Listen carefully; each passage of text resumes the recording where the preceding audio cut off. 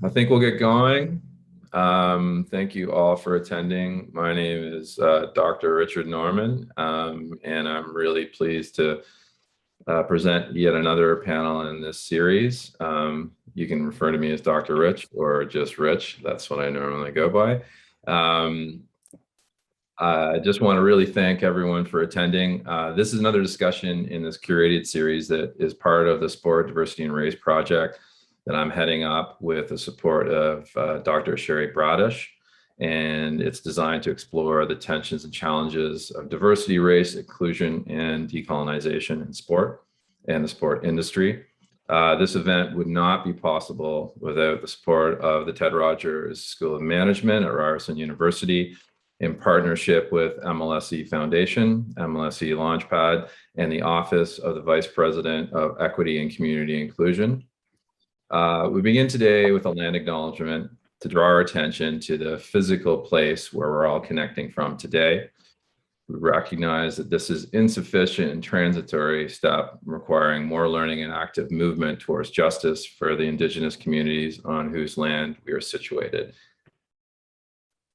Toronto is in the dish with one spoon territory. The dish with one spoon is a treaty between the Anishinaabe, Mississauga, and Haudenosaunee that bound them to share the territory and protect the land. Subsequent Indigenous nations and peoples, Europeans, and all newcomers have been invited to this treaty in the spirit of peace, friendship, and respect. And that's from the Aboriginal Education Council at Ryerson University.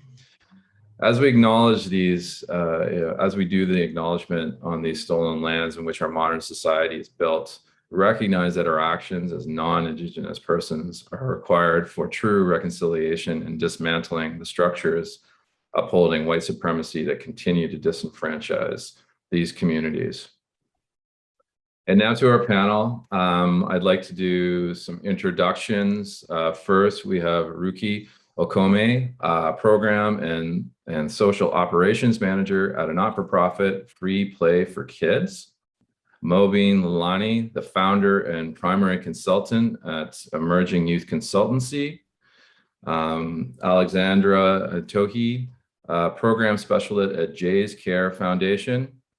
Josie Moffitt, a coordinator of community engagement at MLSE LaunchPad's partnership team, and Victoria Kabetu, a master's student in the Department of Recreation and Leisure Studies at the University of Waterloo. Welcome to you all. It's great to see you and your faces today. I'm really looking forward to this conversation. I figure, why don't we start out just by, doing a little bit of roundtable, just introduce yourself a little bit and talk about your background, what brings you here today, and what are the burning questions in this topic area that we're talking about.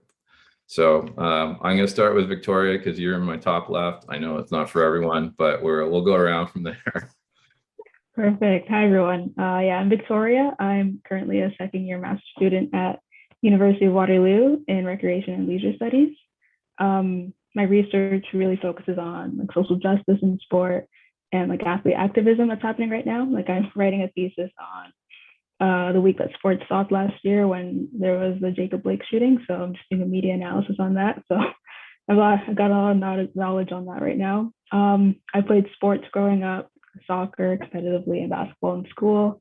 I have 4 brothers who also played sports growing up, and I guess I saw they had more opportunities, better coaches, better equipment and everything growing up. And that kind of fueled my direction and my ambition to get into this field. But yeah, that's kind of a quick summary on me.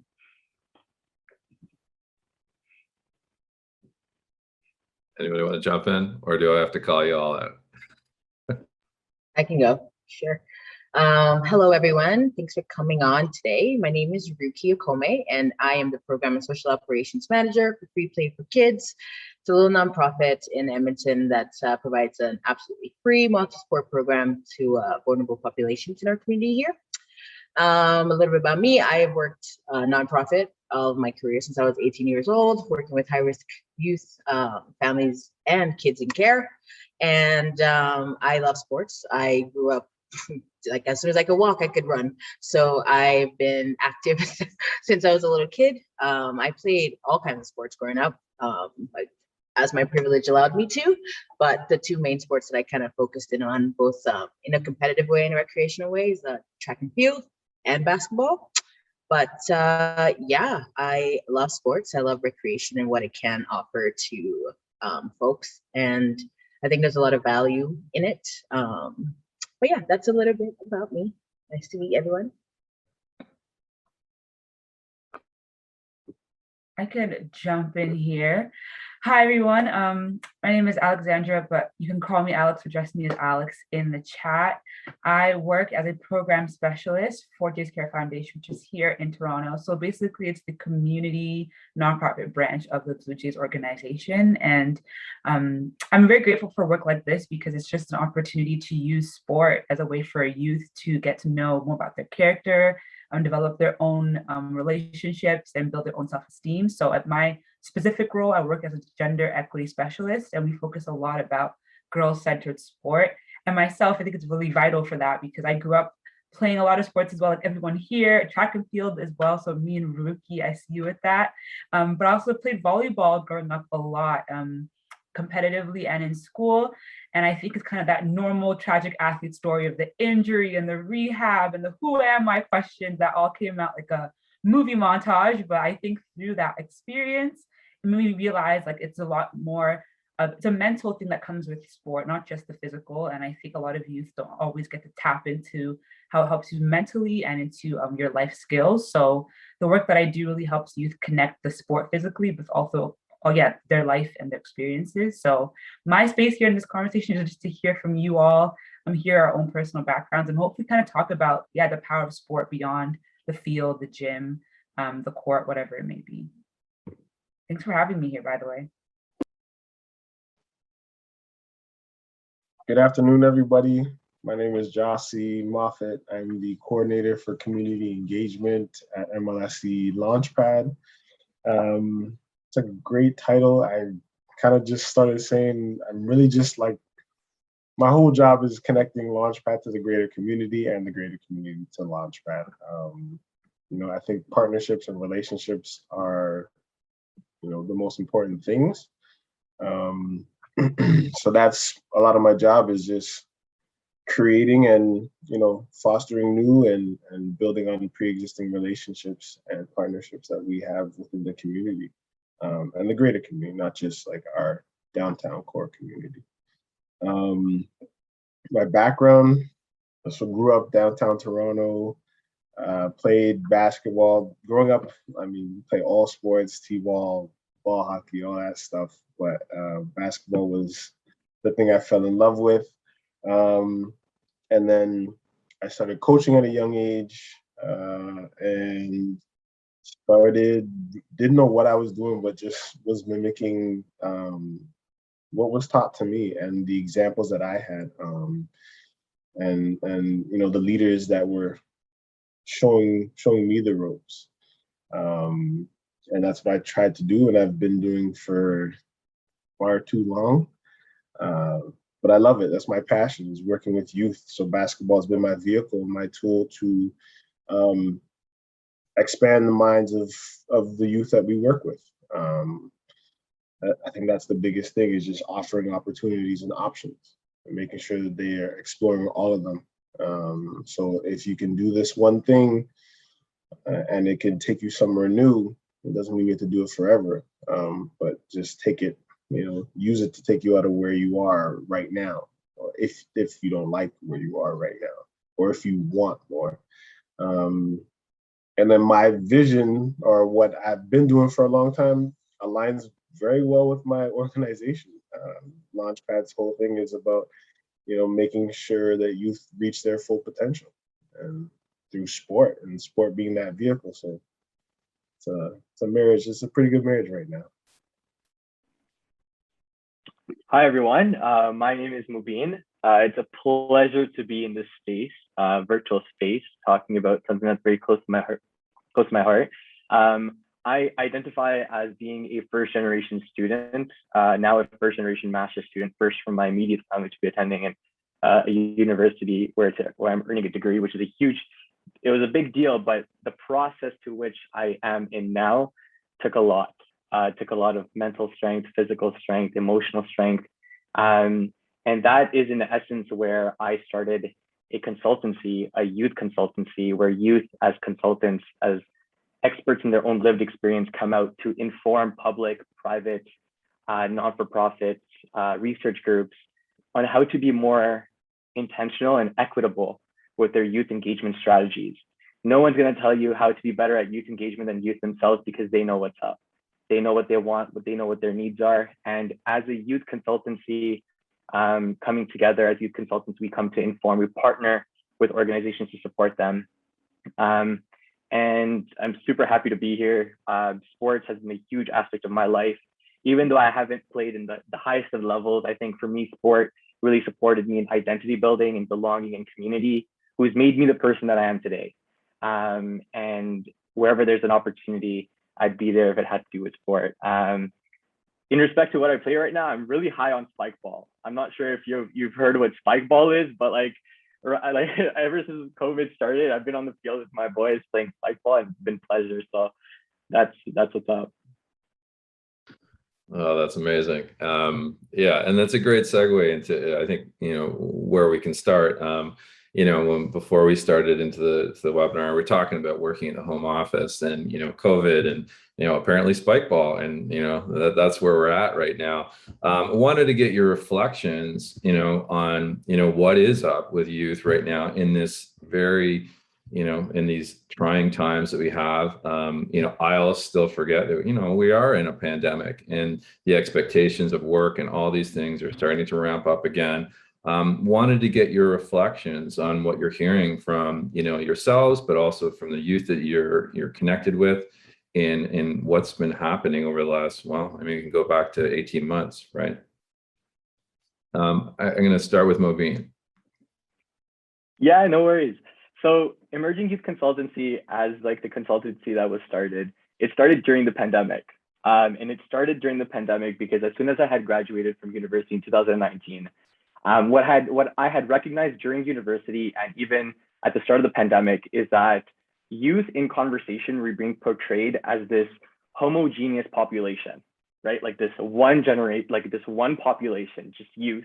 And it was failing to recognize the complexity that youth carried based on their lived experience. So for example, I use myself as an example where I'm a South Asian ethnicity, I'm a first generation student, and I have certain identifiers, and those identifiers lead me to need certain aspects to ensure a better quality of life. Now, if I'm talked about in different settings as youth, there might be certain aspects of my identity that might not be prioritized in order to support my quality of life. And when the pandemic started, there was very little to none acknowledgement of the future of what the youth were going to encounter during the pandemic, whether it be in sport, whether it be in education, where schools just closed down, made by the emergence of the different cases and different viruses that came about, or whether it be employment and then kind of youth not being able to support themselves or their families if need be. And so Emerging Youth Consultancy came together where we recognized that we as youth, the fact is that adults in today's generation aren't going to come to you to ask you what's going on. And it's either youth come together and form organizations, and we see this now, youth are now becoming directors and CEOs and entrepreneurs and board of director members. It's like a youth hotline that they reach onto and say, hey, I'm going through this. Are you going through this? If we both are, let's join alliances and do something about it. And so now we see protests and boycotts, and youth are doing this with themselves, by themselves. And what this does is it kind of weakens this intergenerational bridge between adults and youth. And in order to rebuild that bridge or strengthen that foundation of the bridge, I see EYC as an opportunity for youth to kind of reach out to private and public sector and say, hey, I identify as this, I face this challenge, I want to partner with you in order to address this challenge. Are you willing to make space for me in this conversation? And we've been kind of, I want to say, successful in kind of reaching out to organizations and kind of calling them out for some of the challenges that they may be facing, and working with them, partnering with them in a way where it's intentional, it's respectable. It's not only about hearing us out, but it's actively listening and it's actually doing something about it.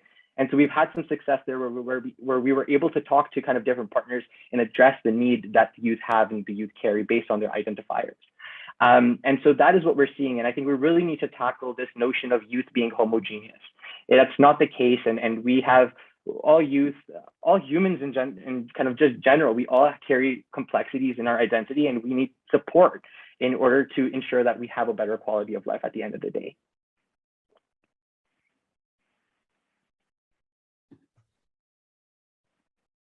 That's amazing. Ruke, I saw you stretching out there. Maybe some thoughts are coming to you. Yeah. I think it's like the pandemic has brought on a lot of it's been there, it's existed, like the limitations for a lot of communities and especially youth. A free play for kids, like our program catered towards kids from grade 3 to 12. So we work with kids like from ages 7 to 18 years old. And when the pandemic sort of hit, the first kind of programs that were shut down were mostly all the recreational programs that are catered towards these demographic of kids.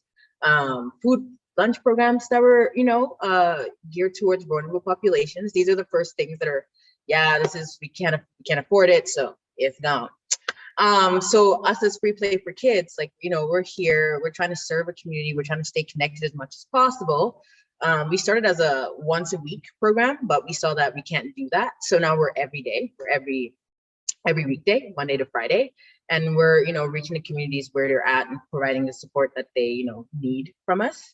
I think that when we talk about youth in sports and what that means, I think that a lot of things need to be considered, especially lived experiences, just like Mobeen mentioned. Like there's just so many different lived experiences out there that need to be considered in these spaces. So for example, like shutting down recreational space for youth, that access it after school, shutting that down is just, it's catastrophic. Like it leads to so many different bad things to happen. You know what I mean? So when and then even these spaces, like talking in general, like for a lot of them are public spaces, but they're not also like, they're not inviting for a lot of the kids, the youth that we serve. So we have junior high school students and little kids that wear hijab, they go skate on a rink and the helmets don't work. So like when we're shutting this stuff down, we need to, and then we're trying to reopen it, like, oh yeah, like obviously this is a huge oversight, like we should be able to provide these services to these kids, especially right now because of the pandemic. And there's no sense of consistency right now for these kids. Like they were online, they were in person, they were, you can do this, you can do that. Like that, taking that one thing that, like after school, I can go to the public library and like read a book or just hang out with my friends, or after school, I can go to, a city rec and go to the pool or something. Even that, like you have to pay for it. Even that, you like transportation, that's a whole other thing we'll talk about. But recognizing that these limitations existed before the pandemic and it's just highlighted even more during the pandemic is one step that we could take into addressing this.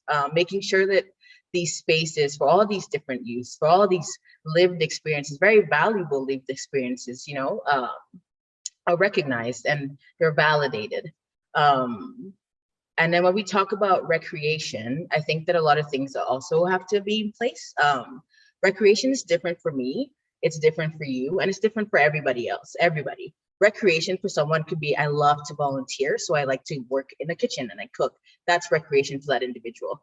Recreation is, in my culture, what we do is, we sing and dance and circle and just free play or whatever. That's recreation for that individual. So when we talk about recreation, we're talking about sport. Sport is great. In our program, sport is a pull. Like, yeah, you can come and play, basketball, soccer. You can come play football. Yeah, that's great. But what else do you enjoy to play? Like, what is your free play? What is that purposeless activity that you like to do that really releases a lot of stress for you? And it's, adds to that mental health component that's also important, especially during the pandemic. Those are my takes. I can sit here and talk for hours. on on this particular topic, but I'm gonna pass it over to the others to get your thoughts on it. But yeah, that's where I stand. I think that there are just there's so many little things that have to be part of this big picture. Like, it's great that recreation spaces are opening up again and these youth can kind of access it, but this kinda is what we need to address. Like, accessibility is just so important and it's so vital for a lot of communities. As an immigrant myself, like, I will say that when I migrated to Canada, like, I was privileged. We had a house here ready for us. Like, it was a very smooth transition. We came in and we got our citizenship right away because, again, both my parents are comfortable enough to do that. A lot of the demographic here that in that vulnerable population are newcomers, they're refugees, they're immigrants. A lot of your experiences is not the way that it is for me. It's always different. So addressing that as well and making sure that these public spaces that we offer to the public are in fact that public spaces. As Canada,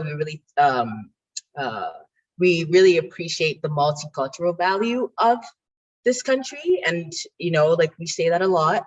And it's great because we're really pretty in a picture, very colorful. There's a lot of different people, but if we're gonna say that this is who we are, we have to show that this is who we are and say what we're doing and do what we're saying. I'm sorry, but yeah, that's my little there. I totally agree with everything Ruki has said. And just to add on, like, I know just some of the research I've been reading on girls in sport right now, like, COVID has made it so hard for many different vulnerable communities to participate. And I'm just looking at how girls are now, I think the statistic was like 1 in 4 girls won't commit to sport anymore, like, because of the pandemic and everything that's happened and the accessibility, affordability and everything. But we have to, like, look at how that's impacting their physical health and mental health, their social health and communication skills that they develop from sport and everything like that. And we have to find ways to, like, re-engage them back into not just sport, but, like, other ways to be, like, other recreation that they can use to, further these skills that they're lacking now because it's so much harder to participate. I feel like Alex might have some more information on that because I know you said, but yeah. I'm just gonna take the baton there, Victoria. I'm so grateful that you brought that up because I was like, yes, that's the stat. That's the stat. But yeah, I do a lot of research. Canadian Women in Sport are a great organization, and they do provide a lot of great research yearly. And they produced a report just a few months ago about the COVID impact specifically on girls in sport. And before the pandemic, as Ruke was saying, like, a lot of this was still present. Like, there's still a large underrepresentation of female and young girls in sport across Canada. So when COVID came and impacted the accessibility to even get to the location, that number decreased even further. So yes, it's 1 in 4, but a big thing that's coming out of it is the why, right? Okay, so yes, they'll get into the space. Maybe to get the access, they're in there. But a big part of it is also what a lot of youth are shared with me is this anxiety that they have right now. Belonging, connection, like, that's what really we find research-wise as well, keeps young girls in sport. The skill is great, the, like, equipment's nice, all that stuff's cool, but, like, I'm here for the people, for the social connection. And that's what they love seeing. Like, kids are, like, running back to these places because they want their friends. However, when they get there, realistically, they haven't had the practice of having conversations, the practice of reading body language, right? Of holding, like, a conversation for more than 30 seconds, like on a Zoom screen, like, this stuff, it's not inherent as much as we think it is, even for us as adults, how much more for youth, right? So when they get back into the space, I think it's also realizing that those who hold space also have a responsibility to also, I guess, really facilitate a form of connection, like, be willing to facilitate a conversation. As Victoria said, like, that re-engagement piece, it comes from being intentional as much as it is like free running and free sport and free recreation. I think these youth definitely want to be with their friends. I think they're finding it really hard to want to be there yet. Like, Alex, why is it so hard for me to talk to, like, my friend I've known for 4 years? That feeling makes them feel really insecure as well. And I think that can become a deterrent to want to go back to the space, going back to that hangout, going back to those friendship circles, because it's not clicking, it doesn't feel the same. And it probably won't for a while, but are we helping them articulate those feelings and normalize that a little bit and be okay with that uncomfortability, but also helping them to re-engage in new ways, maybe slowly, maybe just gradually. So for my work a lot, yes, with girls in sport, it's yes, come back, let's play baseball, let's play softball, but we're really focusing on belonging, connection, our icebreakers and our closing circles. Like, what are we using as conversational pieces interspersed in the activity? So when they leave, it's kind of like, okay, yeah, I did all that fun stuff, but actually me and Amanda have this in common now. Like, they're able to remember those little things that will keep them coming back. And again, keep them engaged mental health wise to help really, I think, counteract that growing anxiety a lot of youth have of like, stuff is opening up and am I ready to be back in that space realistically? So that's definitely a big thing we're hearing on the ground with our youth and with the girls in particular.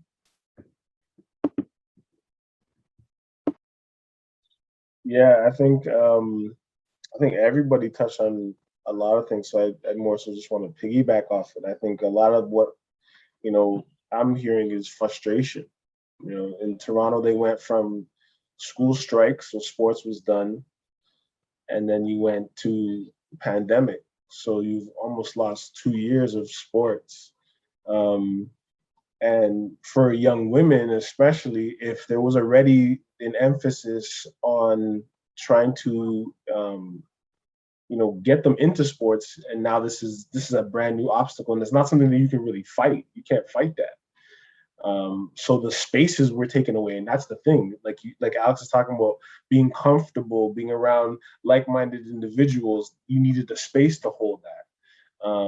And so once your space was closed down, that made it so difficult. So now I'm not surprised that the stat is getting worse, and it sucks to say. I hate saying I'm not surprised, but it's true. And then the flip side of it, there's a lot of young men that we're teetering on the fence, and 2 years without 2 years without doing something that they enjoy around people they enjoy it with, and something that's positive, and for a lot of the young men that we were in contact with at LaunchPad, my coworker and I were doing a young men's group, a leadership group. It was the energy they need to release. It's a built up over time, and they need to release. And as we know, it gets released in the wrong way a lot of times. And now you have a lot of folks that were on the fence, teetering with maybe like the streets. It's called what it is. You're teetering with the streets, and now 2 years away from the thing that keeps me grounded a bit and allows me an outlet. I'm now full in. So you see them 2 years later, and you already know what it is. They see you, and they still show you utmost respect, but the conversation is different. And you hear that one thing you hate hearing. I'm out here, and you're like, damn. But you have to, for being somebody who's so passionate about working with youth and advocating for them, I have to continue to support them and continue to find ways to support them, ask them what they need. Like Mobeen's talking about, his organization is hearing it from the youth. So sure, I have a million ideas of what you need, but I gotta hear from you. You tell me what you need, and then I can support you. Maybe it is a playing some type of sport and letting hey, look, there's a gym over here. You could be in the age bracket where you can play in an adult league. Hey, there's an adult league over here. These are things you could do and still get into it and still have an outlet. I think that's what it is, really. It's like just trying to give them a sense of hope again. Yeah, I mean, I'd like to dive a little bit into that messiness. And, I've heard lots of different things about, lived experience. Obviously, at the same time, a lot of the social justice issues are starting to surface. Y'all are racialized, and, that adds this weight to these conversations as well. And I'm sort of curious about what you're finding when you're talking to youth, and how that's, manifesting, either through sport, not through sport, talking about the frustration, talking about the mental health. How's that playing out in your world?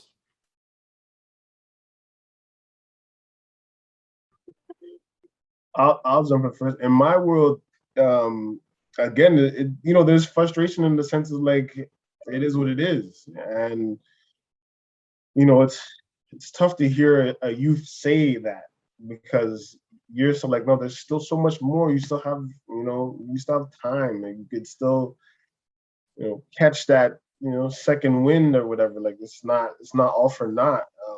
But sometimes it's like frustration based on equity. It's like, okay, you're cracking down on folks being on the court, and you have bylaw officers coming around in the summertime telling them that if they're on the court, they're going to give them tickets, and there's actually giving out tickets to kids for being on the court or playing soccer on the field or whatever it is. And then, they could be in school and have a friend who's, in a better financial position and plays on a different kind of team, and they're still holding practices and still getting together with their teams. And, so there's that feeling like, lack of a better term, well, fuck it. Like, who cares? I'm going to go do this thing. So that's something that I personally, like, I hear a lot of, and there's also a want. They want to do something positive. They want to. It's just they get frustrated about not being able to have the space to do the positive thing. Yeah.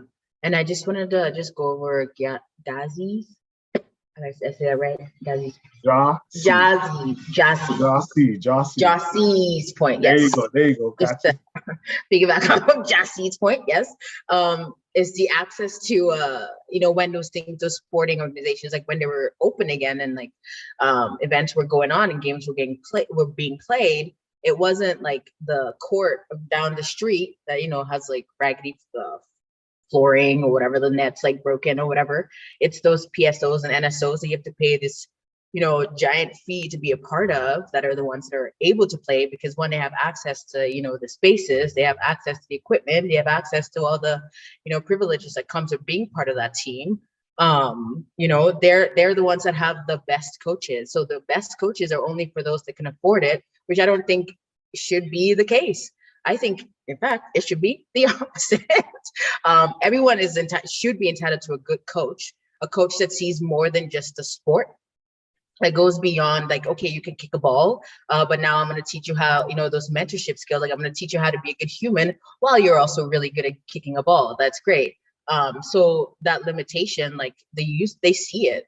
They see that they can't access, the best coaches. They can't access the best, facilities to go and play. And when we take that away from them, when we belittle the importance of recreation and what that means to the youth and what that means to the kids that, really, really, really need this. It's not even just like a want, it's a need. They need to be able to have a release.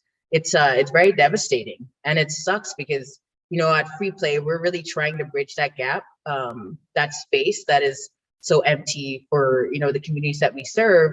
But it's hard when you have like, organizations that have grandfathered bookings, like, because for some reason you can have this space for this time all the time and no one else can forever. That doesn't make any sense. That's not equitable. It's ridiculous.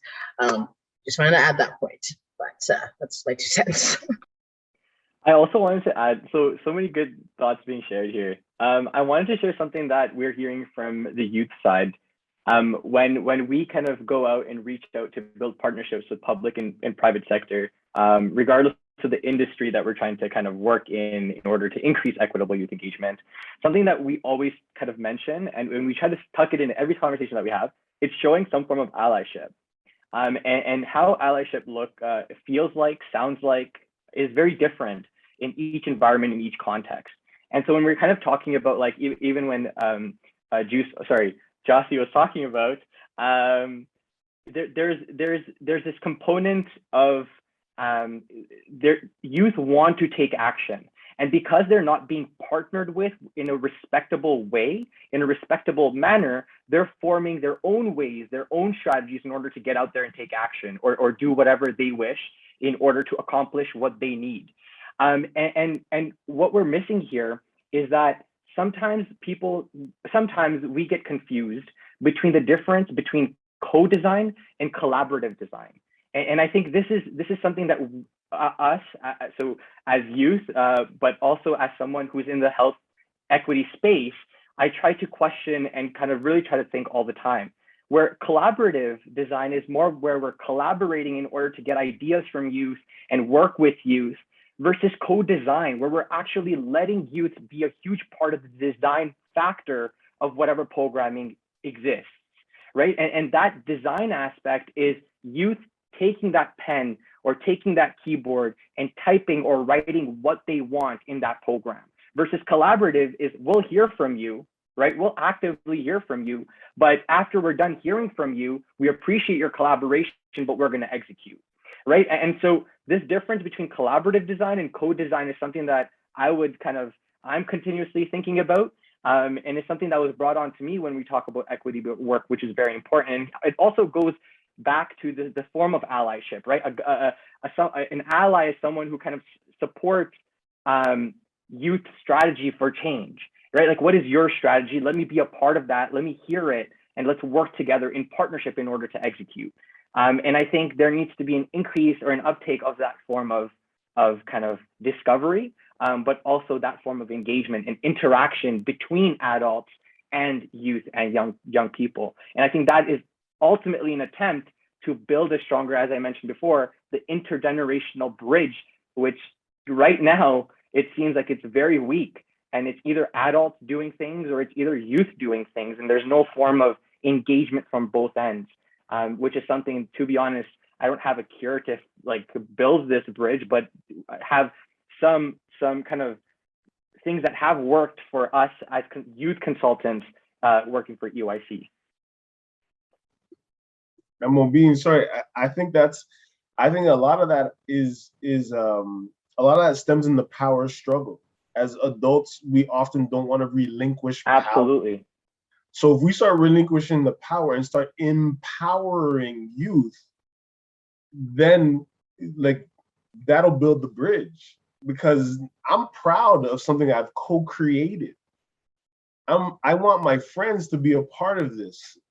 So I don't want to mess it up either, because this is what we want. This is what we're asking for, and it's being built. This is so when you have youth who are always following, how are we asking them to lead if we're just always putting the utmost amount of pressure on them to follow? And then we're getting mad at them for not being a leader by the time they've aged out, or whatever we want to call it. You're putting them you're actually setting them up for failure. Get rid of that power structure, start talking about ways to empower them. Sense of ownership, not entitlement, ownership over it. This is your thing. Let's build this together. Then we'll start I think that'll be a little bricks or to build your bridge.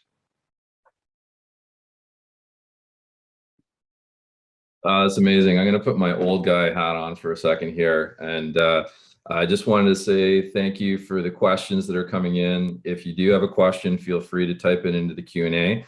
And I really appreciate that you're putting this in there. I'm going to rephrase this just a little bit so I can put it to the group from the youth perspective.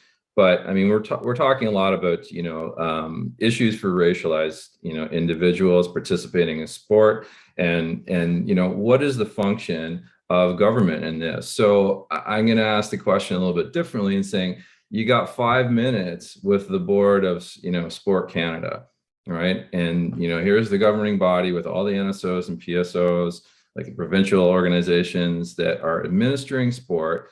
And you got 5 minutes in front of them and saying, what are you missing in terms of the youth perspective related to dismantling these racial barriers, and what would you ask them to do to really change this situation? Because if they can do it in other ways, like for gender or for for language or other kinds of things, why isn't it happening for racialized individuals?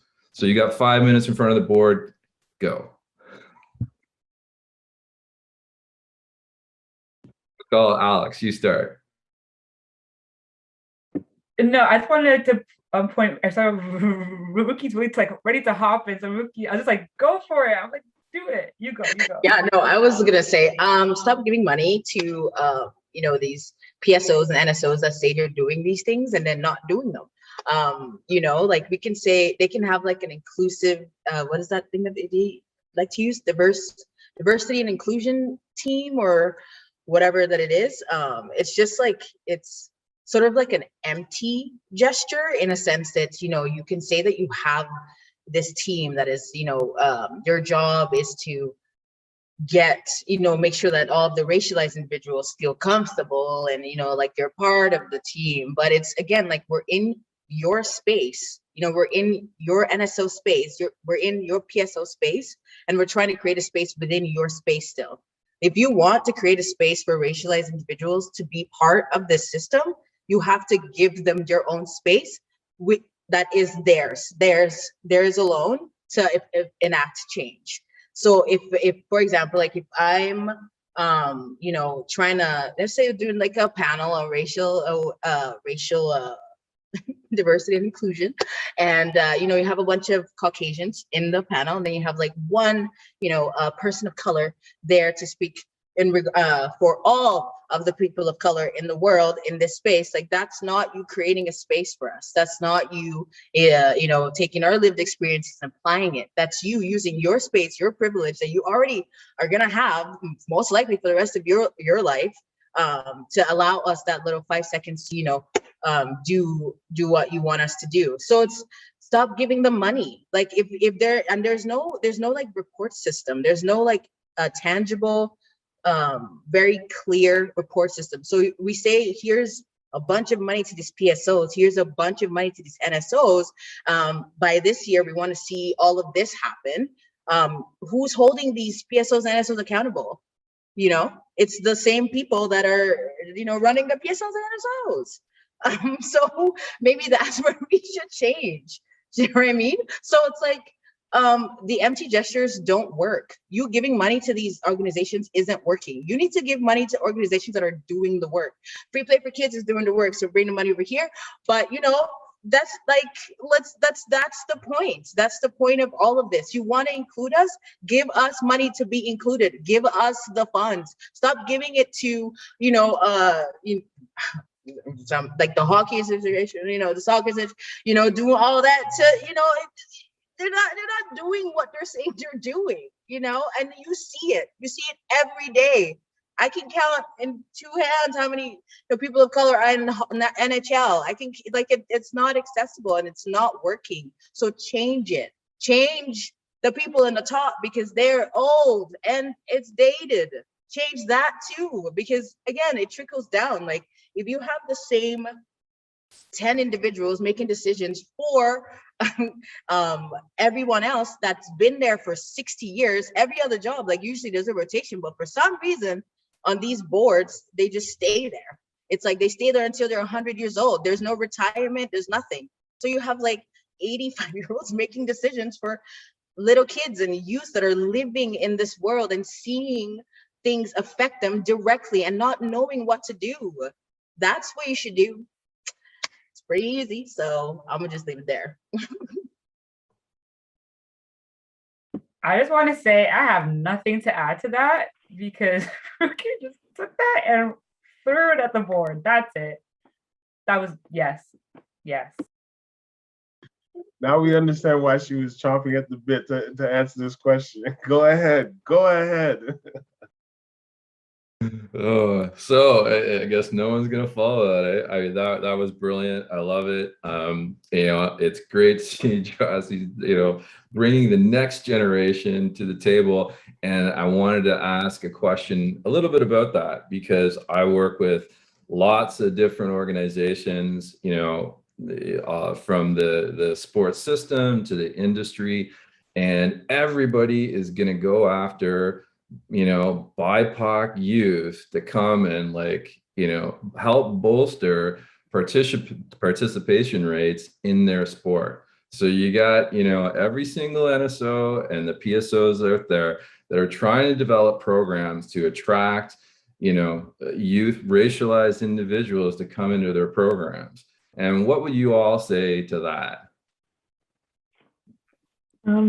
I just have some thoughts on that. I've done some work with youth in hockey in Canada, like racialized youth, and just thinking about how a lot of the racialized youth that go into hockey because they're like scouted because just for diversity reasons and stuff like that, which is already problematic. But it's all good to like, I guess, recruit them into the sport, but making sure that they have a safe space and resources within the sport to feel safe and to be seen and to have, or like even like reporting systems that will allow them to report if anything's gone wrong, hate crimes or anything of the sort, because you've seen time and time again of Black youth or any BIPOC youth just being completely disregarded or even just attacked, harassed by fans, by other players, even by coaches sometimes. And that system is not like, you can't just fix the system just by adding people into it. Like you have to fundamentally change everything, like the people in leadership, like Ruke was saying, like everything that's within it,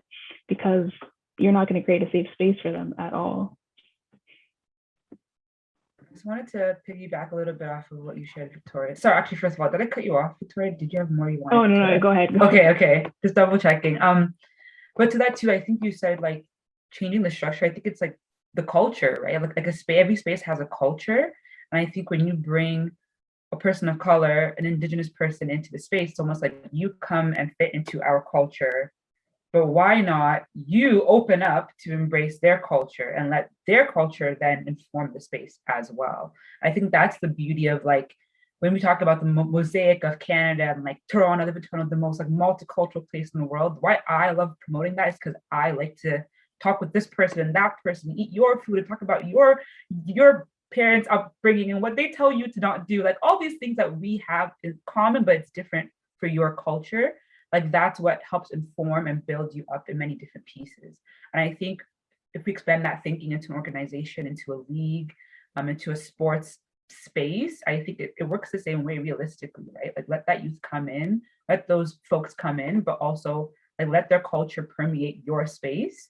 And I guess it goes to Gyasi's point of like, is it a control thing? Is it like, okay, I don't want to give up the culture we've had all this time. It's been working. Like, this is what we've done. This is tradition. Like, let's make new traditions. It's okay. Like those traditions will get people already there, maybe on board more so. And then more organically, instead of you having to go recruit people of color, they'll see that culture, they'll hear about that culture, and they'll willingly want to come to your space. And then it won't be a tokenism thing. It'll just be really like a result of the good work you're already doing.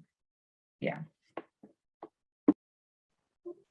I think, just to add to both Alex and Victoria's points, I think not just having the space to report if you need to, if something does happen, but also a framework to enforce and to take action once something is reported. Because you look at something like soccer, huge.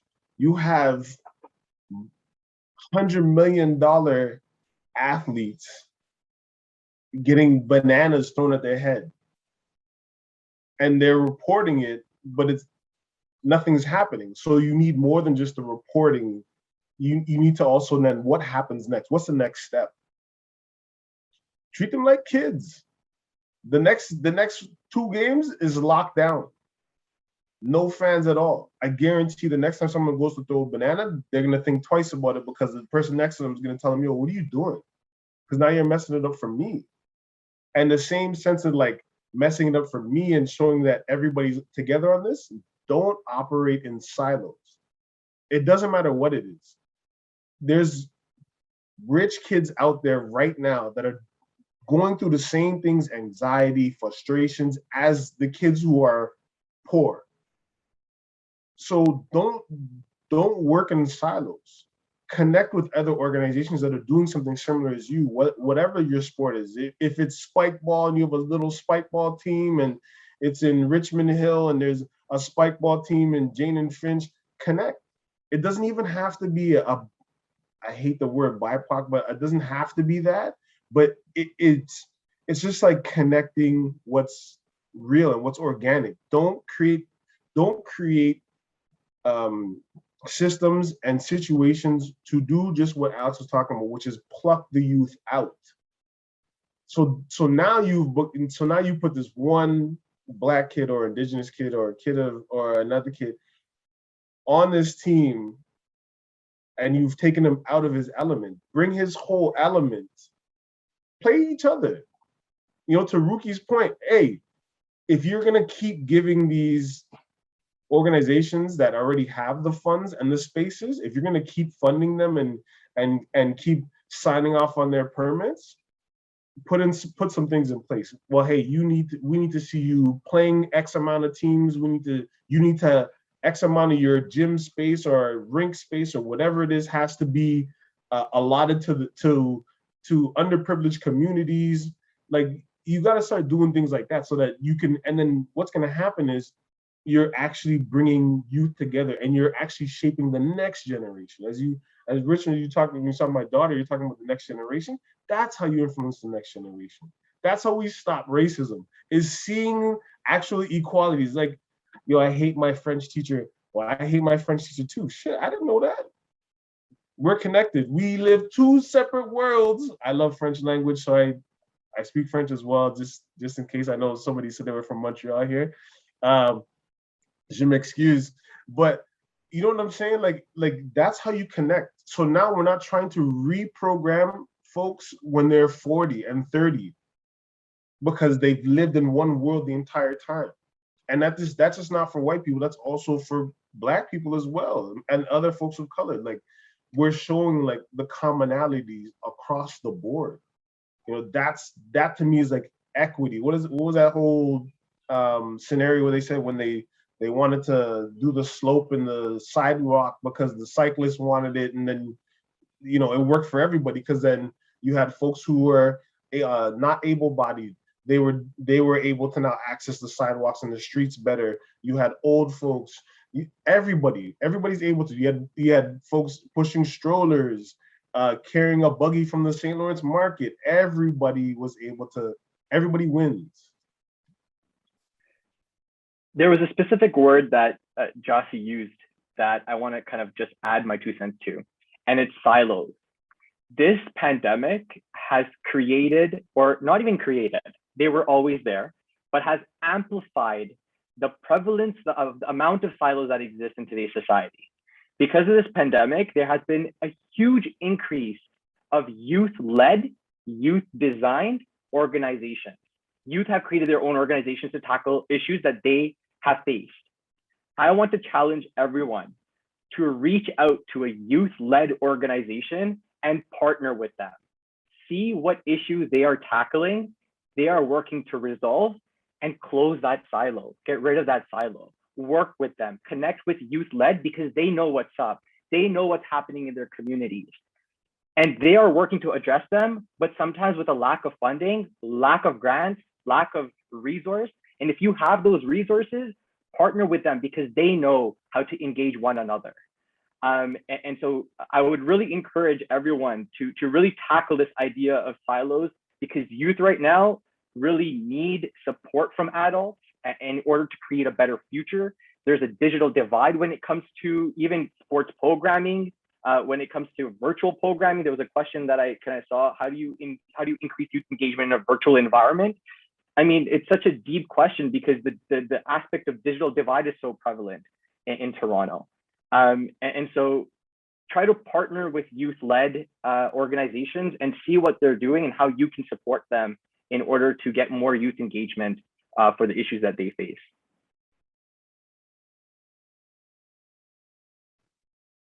All right, well, I guess we're done then. We'll just leave it there. I realize that we're coming to the end of this. I mean, I could talk to you all for a couple more hours on this. You know, there's so many areas that we want I could go into. We're talking a little bit about the future. You know, I just wanted to get your final thoughts, go around to everybody and like, you know, what's driving you for the future? What do you see? You know, what's your vision? I can go. What's driving me? I think that, you know, being in the position that I am in right now as a Black woman in a leadership position, a nonprofit, I believe I am leading by example.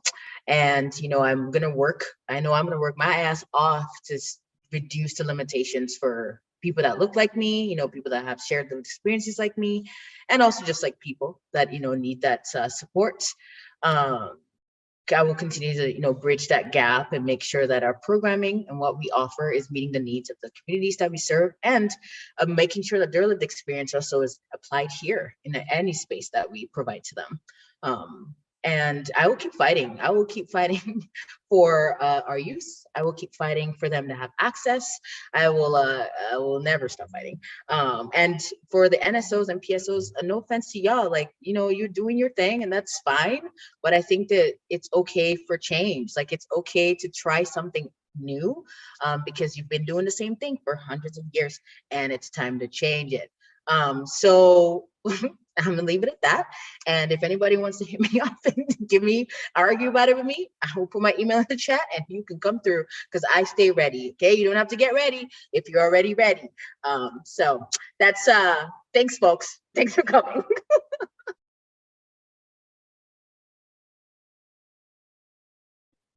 I don't know who wants to go after that one, but yeah. I'll hop in for a bit. Okay, can you just move to Toronto? Like, come hang over here. Yeah, what's driving me coming out of this, similar to UK, like, yeah, being a Black immigrant woman in this city, like, I just think of so many young girls coming here for the first time. Like, my parents came here and they didn't know half of the sports available to me and my brother. They didn't know where to start, and it took me years to realize, like, I can do this stuff. Like, hey, I can do this. I can access this. Like, I can be this. So I think what drives me is, like, being now able to be that, like, big sister, mentor person, like, just to get to as many spaces as possible to tell that youth, you can do it. Whether it be my voice or my organization's voice, like, how do you make that a genuine message that they can hear, receive? And as to Josie's point, like, the empowerment, not, hey, we're gonna tell you what to do, but we're here to give you the money, give you the space, give you the support so you can do it, because you're more than capable. And I think, yeah, that's what really pushes me, just to know that there's going to be more women, hopefully more young girls getting into this sport. I'm getting into from sport to leadership, because that's the biggest thing for me, is like to elevate them to be seen. Like, I can become a manager, I can become a director, I can become, a teacher, like whatever you want to do to lead other people, like, you can do it, and we're here to give you that catapult to get there. So that's really going to keep me pushing. We'll hopefully see that board with more people of color, with more women. Like, it's just going to be like diverse all across different ways. That's the hope.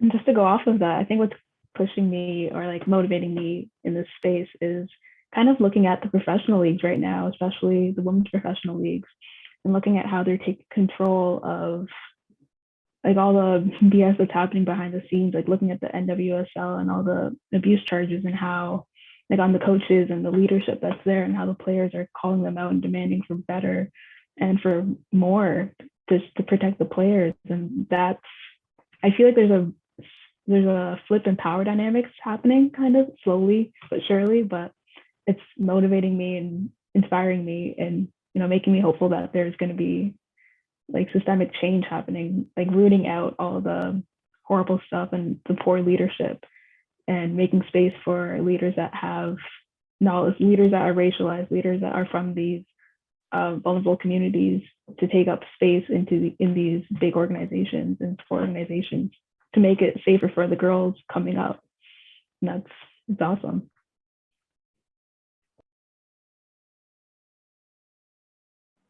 I could go next. Something that's keeping me motivated is when I first, even through university, I went through many downfalls kind of with identifiers that I carried, like being first generation, post-secondary, for now first generation, it's not easy. And so when I graduated, I felt like I carried resources. And what I wanted to do is I wanted to share them with others who identified as being first generation. That became something bigger, where now I'm working with youth who identify with their own identifiers. And we're working together to bring and create a community where we can work off of each other's energies. We can support each other's resources, and I want to continue that work. We now have a youth opportunity list that comes out every month with over 80 opportunities in work, volunteer, scholarships. If you're a youth in this group, sign up for the Youth Hub. We have over 200 youth across Canada who are working together in order to deliver resources, and you have a youth mental health resource list as well. And that's really pushing me forward to kind of build, even though it's been virtual, build a virtual youth community that we can support each other and kind of be there for each other at the end of the day.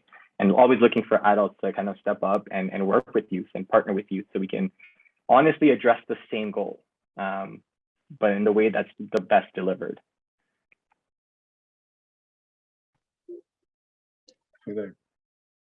I purposely went last so I have more time to think about my answer. I'm not as prepared as Ruke. I'm sorry. To be honest, I think some of the things that's like motivating me are like reignites my passion is conversations like these. So, big shout outs to you, Doc. This is dope. And for me, is like, I'm on the older side, not to say my age, but I'm on the older side. So having conversations with the next generation and hearing the passion, that I think just motivates me and just like reinforces like I'm doing the right thing and I'm doing it the right way.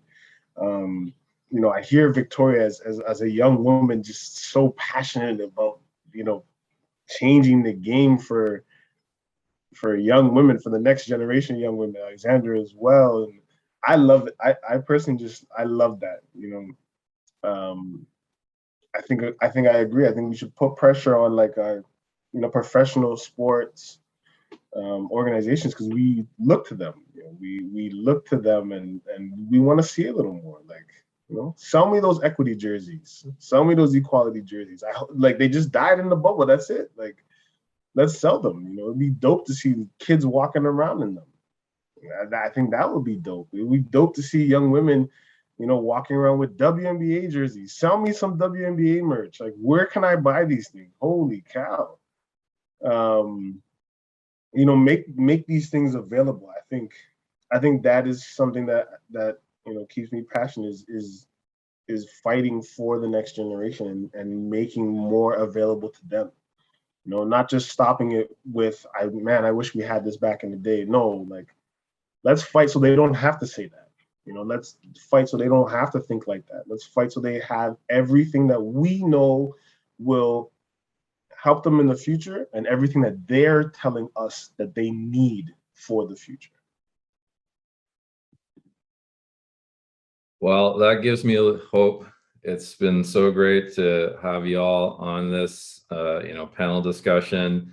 I thought we were going to hear from your daughter as the final word, but hey, next panel, front and center. She'll be on it. Next panel. She was too busy eating her apple. So. Exactly. So Victoria, Gyasi, Ruke, Mobeen, Alex, it's been a pleasure. You are, credit to all the things that you're doing. It's great to hear that, hopefully sport is looked after as we move forward and you're inspiring the next generation. And I look forward to working with you all, in all the stuff that I'm doing, because, as Mobeen has sort of, pointed to, we need to co-create a new kind of future. And I think that is, a great message to pass along to everybody who's attended this, everyone who will see it. I'm old. I only got my own ideas. Like, yeah, I got a lived experience, but I'm on that other side, so it's up to you all to really, make this change happen. So thank you all. Thank to everybody who's tuned in today. And, I look forward to, seeing you all in the future. Thanks everybody for coming out. And again, Dr. Richard, we really appreciate you for holding this space for us to talk and chop it up. 100%. Thank you, Richard, for having us. Thank you, everyone. This was great. Thank you, Richard. Thank you Nice so to much. meet all of you. Thank you for sharing. Bye. you. Take care. Bye, Gia. Bye. Oh, okay. Bye, y'all.